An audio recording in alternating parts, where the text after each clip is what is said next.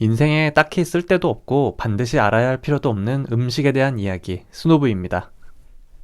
코스 요리를 팔고 근사한 웨이터들이 우아하게 서빙을 하고 인테리어도 고급이고 음식도 조금씩 조금씩 2시간에 걸쳐 나오는 식당들. 다 그런 건 아니지만 한 끼에 20만 원 정도는 우습게 넘겨버리는 식당들. 파인 다이닝이라고 부릅니다. 근데 여러분, 파인 다이닝으로는 돈 벌기 어렵다는 말 혹시 들어보셨나요? 소비자 입장에서는 어처구니가 없죠. 한 사람이 한 끼에 20만 원을 내는데 돈을 못 번다고? 근데 파인다이닝 시스템이 원래 그래요. 파인다이닝은 다른 식당에 비해서 인건비 비중이 굉장히 높습니다. 주방에도 사람 바글바글하고 소믈리에도 필요하고 서버들도 단순히 음식만 놓고 가는 게 아니에요. 음식과 서비스에 대한 교육이 굉장히 많이 필요한 고급 인력이에요. 그래서 와인을 못 팔면 적자가 난다는 게 빈말이 아니라고 합니다. 이런 답답한 구조를 단 한 사람의 셰프가 다 떠맡기에는 너무 부담이 크죠. 그래서 대기업들이 자본을 대고 오픈하는 파인다이닝들이 은근히 있습니다. 대표적으로 CJ라든지 신세계, 효성그룹 등등. 저는 이런 거 괜찮다고 생각을 해요. 셰프 입장에서 수익에도 덜 쫓기면서 메뉴 연구하고 개발하는 데 집중할 수도 있고, 대기업 입장에서는 일시적으로 소소하게 손실이 좀 있어도 버틸 자본이 있고, 기업 홍보하기도 좋고, 그리고 뽀대 나잖아요. 오늘 방문한 모수 서울도 기업에서 투자한 식당이라고 합니다. 근데 미슐랭 투스타 식당이기도 해요. 대단하죠. 위치는 한남동에 있고 근사한 복도를 지나서 계단을 오르면 입구가 나옵니다. 대기업이 운영하는 파인다이닝은 다 이렇게 건물들이 좀 크고 전시된 작품이나 조형물도 많고 그래서 둘러보는 재미가 있어서 좋습니다. 주애라고 거기도 기업에서 운영하는 중식 다이닝인데 거긴 정말 그냥 작품들이 벽마다 걸려있고 구석마다 놓여있고 그래요. 미술관에서 밥 먹는 기분이 들 정도로요. 분위기가 정말 좋습니다. 모수 서울의 오늘 메뉴 디너 27만원인데 곧 32만원으로 오른다고 합니다. 하늘 높은 줄 몰라요. 최근에 리뷰했던 다이닝들에 비해서 메뉴의 길이가 살짝 짧은 느낌이 좀 있습니다. 포만감의 진심인 민족에게 상당히 가혹한 길이감이라고 할 수 있겠어요. 웰컴 드링크는 소주입니다. 참이슬, 린, 참소주, 대선, ip새주, 한라산 아니고요. 막걸리를 증류해서 만들었다고 합니다. 증류주 그대로 내면 독하니까요. 자스민 차를 섞어서 준비가 됐어요. 달달한 열대과일 향이 정말 살짝 스치고 지나갑니다. 자스민이랑도 잘 어우러지는 향이었어요. 웰컴 드링크의 향으로 기분 전환이 되니까 참 좋습니다. 첫 요리입니다. 구운 김으로 감자 샐러드를 감싸고 단새우를 2마리 올렸습니다. 한 번에 먹어야 하니까 감자 샐러드를 보여드릴 수는 없을 것 같아요. 단새우는 참 좋은 재료 같아요. 일단 제철에 굉장히 싼 편이고 어지간하면 달고 맛있죠. 그리고 색도 예쁘고 이 요리는 김향이 굉장히 강했어요. 새우에 비해서 감자와 김이 힘이 강하다는 느낌이 드는 그런 한입 요리였습니다. 다음은 타르틀렛이 하나 나왔습니다. 적양배추가 메인이 되는 요리네요. 순물을 발효해서 만든 젤리가 들어있어요. 안에는 자타르라고 하는 향신료가 들어있어요. 여러 가지 허브를 섞어서 만드는 중동지방 향신료인데요. 그래서 향이 굉장히 이국적인 향신료입니다. 촉촉한 느낌을 굉장히 강조하는 타르트고 안에 품고 있는 즙이 정말 주시해요. 반면에 타르트 자체는 좀 바삭함이 약한 편이라서 대조감이 살짝 아쉬웠습니다. 일부러 의도한 식감일까요? 저는 모르죠. 타르트가 하나 더 나옵니다. 더덕이 주재료고요. 소스도 더덕을 베이스로 하고 있고 거기에 끓인 버터를 섞어서 넣었는데 버터 향미가 정말 강해요. 그 사이를 더덕향이 비집고 나와서 은은하게 표현이 됩니다. 전복 타코입니다. 화덕에 구웠다는데 씹어보면 절대로 굽기만 한 전복은 아닌 것 같아요. 어마어마하게 부드러워서 씹으면 씹는 대로 잘립니다. 그림자가 져서 잘 안 보이는데 갈색 종이 같은 게 전복을 붙들어서 세워놓고 있어요. 이건 탕엽, 유바 뭐 그런 식으로 부르는 식재료인데 콩물 끓이면 나오는 단백질 맛 같은 거예요. 그걸 굳혀서 구워서 바삭한 질감을 냈습니다. 이거 대단했어요. 발상에서 요리까지 굉장히 수고스러웠을 것 같은 타코입니다. 타코가 산뜻하게 흩어지면서 부서져서 전복 식감에 대조를 주고 시소향도 잘 어울리고요. 그리고 제가 감태 별로 안 좋아하는데, 아니 사실 되게 안 좋아하는데 이 감태는 많이 달랐어요. 감태의 눅진함이 전혀 없고 보슬보슬 산뜻합니다. 감태라는 재료에 대해서 다시 생각하게 만드는 좋은 요리였습니다. 이 식당 들어와서 처음으로 젓가락을 세팅해 주셨어요. 이번에는 도미회입니다. 3일 숙성한 참돔이고 숙성된 식감이 좋았어요. 안에는 와사비랑 무절임 들어있고요. 바닥에 소스는 광귤을 섞은 간장이에요. 광귤은 한약재로도 많이 쓰이는 과일인데 산미가 장난이 아니어서 일본식 폰즈 소스 느낌이 많이 났습니다. 와사비도 그렇고 여러 가지로 일식 터치가 강해요. 맛도 딱 폰즈 소스에 도미사시미 곁들인 맛이 납니다. 맛있는 요리는 맞는데요. 참신한 요리는 아니었던 것 같아요. 다음은 두부입니다. 모양은 일본에서 많이 먹는 모찌리 도후 느낌이 나요. 아몬드로 만든 두부라고 하시는 걸로 봐서 재료는 안닌 도후에 더 가깝지 않나 생각을 했습니다. 이 두부 덩어리 안에 성게소가 가득 차 있어요. 두부 존재감은 별로 강하진 않은데 안에 성게가 향이 엄청 좋고 굉장히 진해요. 맛도 진한 편이었어요. 성게 단맛과 두부 단맛을 바닥에 깔린 다시 소스가 감칠맛으로 잘 묶어놓는 좋은 요리였습니다. 다음은 파이를 슬쩍 자랑만 하고 가시는데 타르트 타탕이라고 합니다. 원래는 사과로 만드는 타르트인데요. 모수서울에서는 우엉으로 만든 이 타르트가 시그니처라고 합니다. 이걸 이따가 잘라서 주신다고 하고요. 다음은 빵이라는 이름의 요리인데요. 일단은 아이스크림인데 빵 만들 때 쓰는 사워도우를 가지고 만들었어요. 사워도우는 반죽이죠. 단맛이 거의 전혀 없는 그런 아이스크림입니다. 바닥에 깔린 올리브유랑 발사믹 식초로 봐서는 정말 작정하고 빵으로 컨셉을 만드신 것 같아요.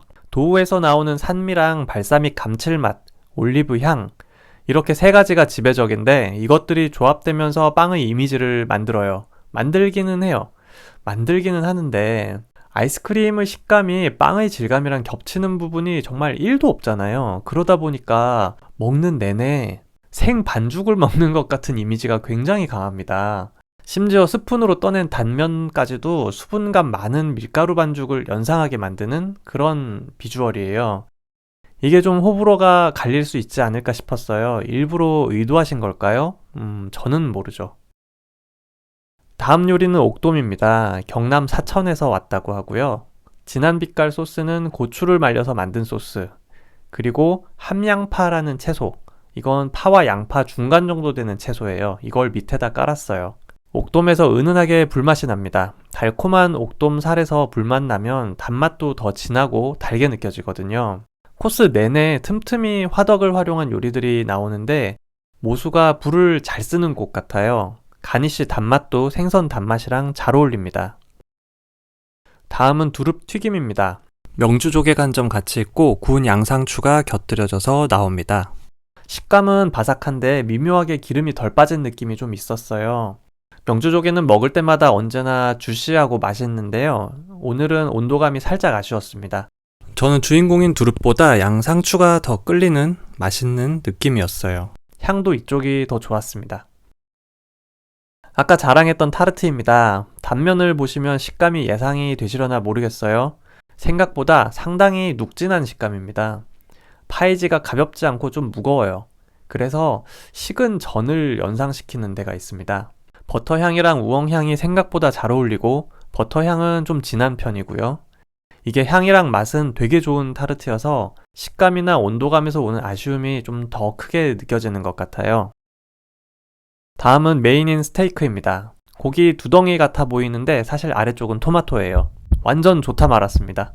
한우 채끝 등심이었고요. 소스는 블랙 트러플을 섞은 멸치 소스예요. 엔초비 느낌을 의도했나 하는 생각을 했습니다. 토마토 아래에는 가지도 한 조각 있고요. 소스에 보이는 줄기는 인삼 뿌리입니다. 이렇게 작은 건 미삼이라고 부르고요. 인삼향이 강하지는 않고 은은합니다. 인삼향 강하면 먹기 불편하니까요. 이 정도가 좋은 것 같아요. 저는 이 스테이크는 스테이크보다 가지가 굉장히 좋았고 아쉬웠던 게 뭐냐면 지금까지 나온 구운 요리들이 구운 정도, 불의 향, 구워서 나오는 단맛 이런 게 다 굉장히 좋았거든요.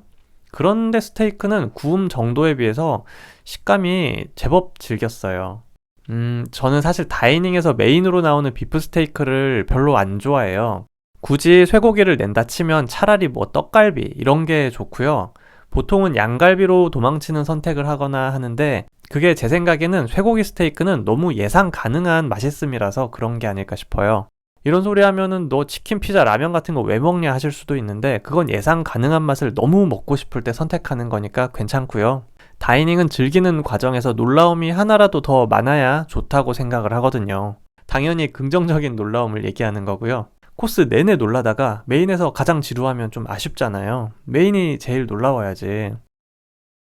이제 디저트가 시작됩니다. 첫 디저트는 그라니타. 그라니타는 이탈리아식으로 알갱이가 좀 굵은 샤베트입니다. 백국균이라는 균을 이용해서 만드셨다고 그래요. 이거 막걸리 만들 때 쓰는 건데 그러니까 누룩곰팡이죠. 새콤하고 맛있습니다. 꼬냑으로 만든 크림이 안에 숨어 있는데 달달해서 그라니타랑 같이 먹으면 식감도 그렇고 새콤달콤해서 좋습니다. 다음은 왼쪽은 포슬포슬한 슈, 오른쪽은 쌀떡입니다. 같이 있는 잔은 우롱차로 만든 콤부차고요. 콤부차다 보니까 은은한 탄산감이 있어요. 떡이 정말 다행인 게 찐득거림이 심하지가 않아요. 그렇다고는 해도 디저트 주인공을 하기에는 아쉬운 느낌이 있는 맛입니다. 갈색 슈는 김으로 만들었다고 하는데요. 안에는 다시마 크림까지 넣어서 해초만 2종류가 들어간 디저트가 됐어요. 해조의 향미가 강하지는 않고요. 설탕이랑 밀가루가 불에 그을린 그런 맛이 납니다. 떡이 겉표면이 포슬포슬해 보이는데요. 이게 곰팡이입니다. 유익균을 붙이고 37시간 정도 기다려서 만든다고 하고요. 사실 음식에 곰팡이 쓰는 경우는 굉장히 많아요. 술도 그렇고 된장, 나토 등등 발효 음식에 되게 많이 쓰는데 막상 먹는 앞에서 여기 곰팡이 들었음 하면 먹는 입장에서는 거부감이 드는 사람도 좀 있지 않을까 싶기도 합니다. 마지막은 약식 디저트라고 하는데요. 약식에 들어가는 재료들을 따로따로 냅니다. 밤도 그렇고요. 대추도 그렇고요. 캐러멜 아이스크림과 함께 나옵니다. 잣으로 만든 퓨레가 있어서 잣향이 심심함을 덜어주고 맛을 다양하게 표현을 하고요. 밤 대추 식감도 좋고 맛도 좋고 여러 가지로 좋은 디저트였습니다. 허브차를 마시고 마무리를 합니다. 최근에 갔던 파인 다이닝 중에서 가장 마음이 복잡해지는 다이닝이었는데요. 코스 내내 소소한 아쉬움들이 꾸준히 있었기 때문이 아닌가 하는 생각이 들어요. 코스 전반적으로도 정체성을 따져보면 이걸 한식이라고 하기도 애매하고 아시안 계열의 퓨전인가 싶기도 하고 그래서 미슐랭도 모수서울의 장르를 이노베이티브라고 분류를 한 것 같은데요. 저는 근데 식사는 맛도 중요하지만 이런 다이닝은 코스 흐름도 되게 중요하다고 생각을 하는데 흐름이 매끄럽지 않다는 인상이 좀 있었어요. 예를 들어서 만약에 오늘 나온 요리들을 단품으로 주문해서 먹는다라고 하면 다시 사 먹어야겠다 싶은 게 되게 많이 있었어요. 예를 들면 전복 타코. 제가 최근에 먹은 타코 중에서 제일 맛있었고요. 옥돔 요리도 구성, 향, 맛 다 좋았고요. 그런데 이걸 오늘 나온 순서대로 이어붙이면 예쁜 그림이 나오지 않는 좀 그런 느낌? 음식을 표현하고 설명하는 데 있어서 스토리텔링이 좀 더 필요하지 않나라는 생각을 하게 되는 식당이었습니다. 오늘도 시청해주셔서 감사합니다. 맛있는 거 있으면 미루지 마시고요. 저는 또 다음 영상으로 돌아오겠습니다.